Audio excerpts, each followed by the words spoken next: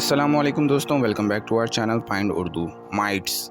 Mites छोटी छोटी insects होती हैं जो अक्सर डस्ट या गर्मी में मिलती हैं और इंसानों के हेल्थ पर असर डाल सकती हैं।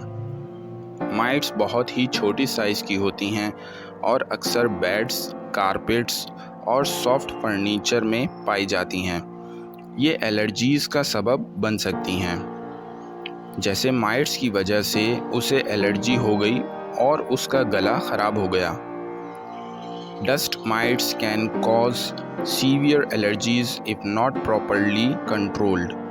अगर डस्ट माइट्स को सही तरीके से कंट्रोल नहीं किया गया तो ये सख्त एलर्जीज़ का सबब बन सकती हैं।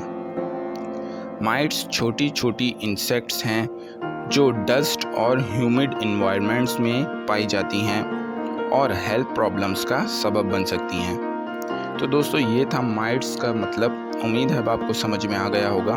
मिलते हैं नेक्स्ट वीडियो में। शुक्रिया।